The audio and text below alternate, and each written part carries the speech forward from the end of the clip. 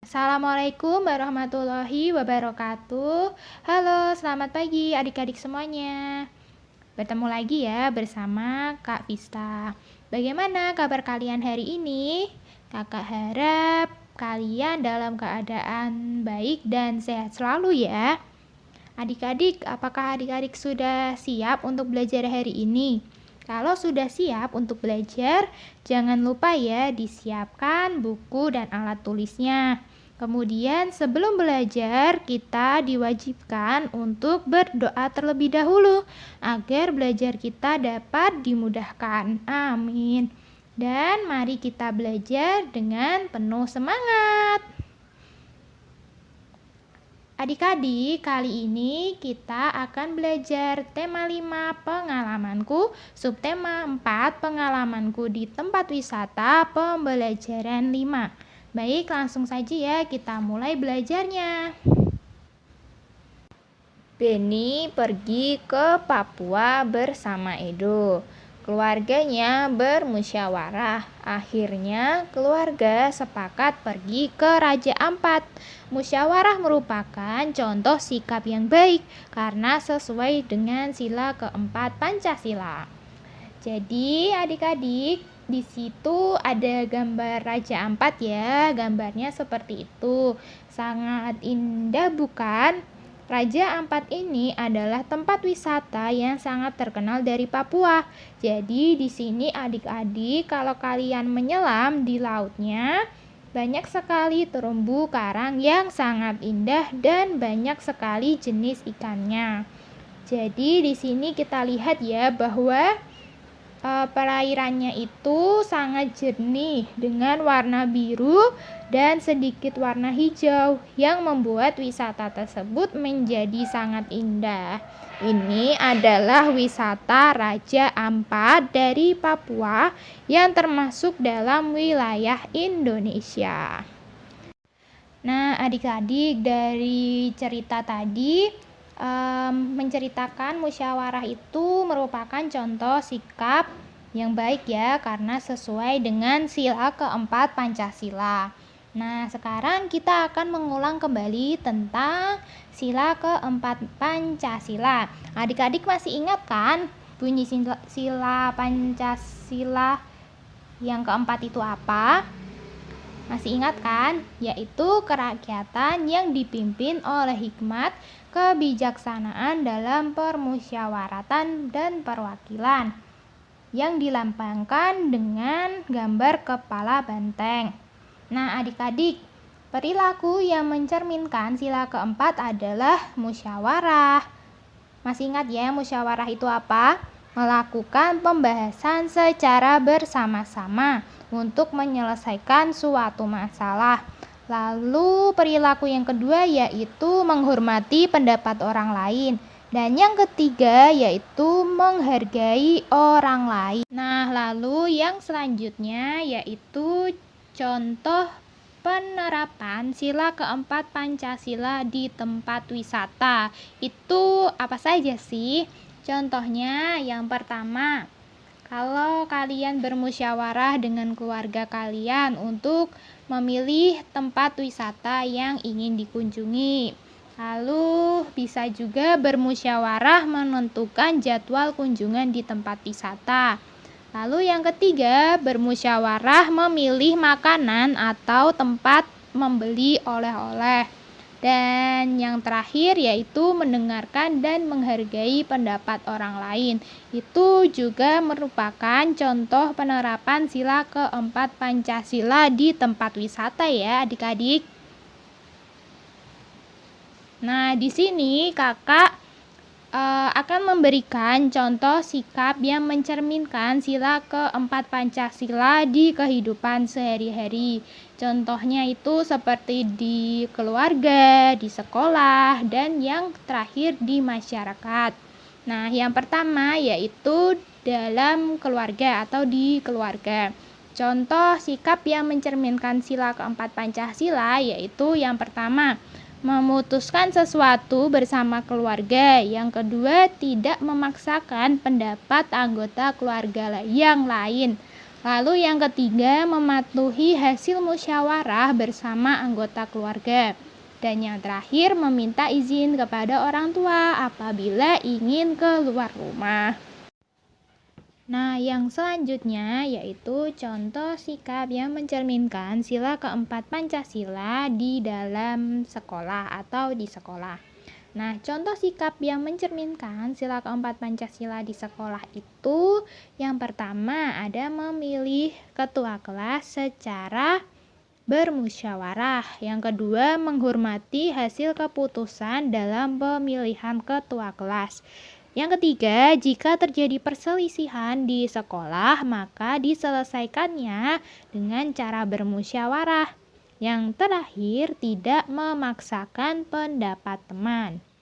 Lalu, yang terakhir, contoh sikap yang mencerminkan sila keempat Pancasila di masyarakat. Nah, contohnya itu apa saja? Contohnya yang pertama, mengutamakan kepentingan masyarakat, bangsa, dan negara. Lalu yang kedua, menghargai pendapat orang lain. Yang ketiga, ikut berpartisipasi dalam pemilihan umum seperti pemilihan presiden, pemilihan ketua RT, ketua RW, seperti itu ya. Lalu yang terakhir, menerima dan melaksanakan hasil musyawarah dengan penuh rasa tanggung jawab. Nah, jadi adik-adik di sini kakak akan melanjutkan materi tentang bahasa Indonesia, yaitu masih tentang ungkapan permintaan tolong. Di sini kakak akan mengulang lagi materi tentang ungkapan permintaan tolong ya. Jadi, ungkapan permintaan tolong diucapkan saat kita memerlukan bantuan orang lain.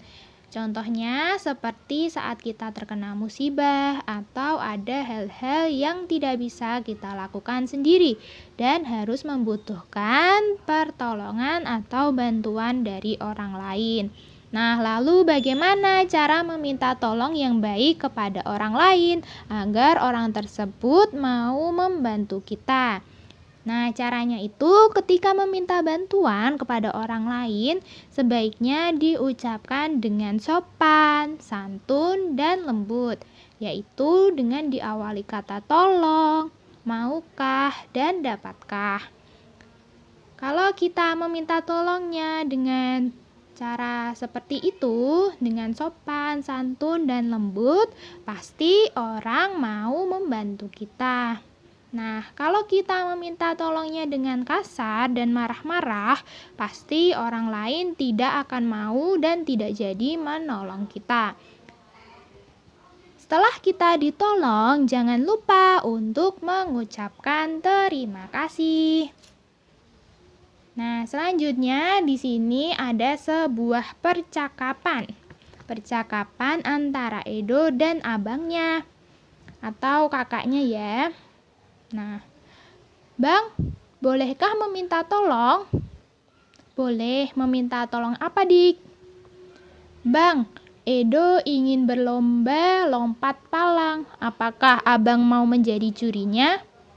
Baiklah, kalau begitu, bersiaplah untuk menjadi pemenang. Oke, Bang, terima kasih ya, Bang. Sama-sama, Dik. Nah, adik-adik, dalam percakapan Edo dan abangnya ini, siapa sih yang meminta tolong? Ya, yang meminta tolong ini adalah si Edo ya, adik-adik. Edo ini meminta tolong kepada siapa? Ya, betul, kepada kakaknya. Lalu untuk apa? Untuk menjadi juri di lomba lompat palang. Jadi maknanya di sini Edo meminta tolong kepada abangnya untuk menjadi juri di lomba lompat palang. Adik-adik perlu kalian ketahui ya, itu tadi makna ungkapan permintaan tolong yang diucapkan oleh Edo. Jadi di setiap ungkapan permintaan tolong pasti ada maknanya ya adik-adik. Nah, adik-adik, di sini kakak ada contoh lainnya tentang kalimat permintaan tolong. Nah, ini kalimat minta tolongnya. Edi, tolong ambilkan tempat sampah itu, kata ibu. Lalu, siapa sih yang meminta tolong? Ya, yang meminta tolong adalah ibu. Kepada siapa ibu meminta tolong? Kepada Edi. Untuk apa? Untuk mengambilkan tempat sampah. Jadi maknanya apa ya adik-adik? Makna dari kalimat permintaan tolong tersebut yaitu ibu meminta tolong kepada Edi untuk mengambilkan tempat sampah. Seperti itu ya. Lalu contoh yang kedua. Contoh kalimat permintaan tolong. Rani, Adi, tolong matikan lampu itu. Nah, di sini siapa yang meminta tolong adik-adik? Ya, yang meminta tolong adalah Rani. Rani meminta tolong kepada siapa? Kepada Adi. Untuk apa? Untuk mematikan lampu. Jadi makna kalimat minta tolong ini yaitu Rani meminta tolong kepada Adi untuk mematikan lampu. Baik, sampai sini adik-adik mengerti kan? Mudah bukan? Baik, cukup sampai di sini pembelajaran hari ini ya. Semoga yang kakak sampaikan bermanfaat untuk kalian semua. Sebelumnya tadi kita sudah belajar apa aja ya adik-adik? Ya, tadi kita sudah belajar tentang fakta Raja Ampat. Lalu kita juga sudah belajar tentang sila keempat Pancasila ya tadi ya. Contoh perilaku sila keempat Pancasila di tempat wisata, di dalam keluarga, di sekolah, dan di masyarakat ya tadi. Lalu yang terakhir kita tadi belajar tentang ungkapan permintaan tolong lagi dan mencari makna dari kalimat minta tolong tersebut ya. Nah, itu tadi materi yang dapat Kak Vista sampaikan untuk pembelajaran hari ini ya. Semoga adik-adik selalu sehat dan semangat dalam belajarnya. Baiklah, sekian pembelajaran dari kakak hari ini. Terima kasih. Wassalamualaikum warahmatullahi wabarakatuh. Sampai jumpa lagi adik-adik semuanya.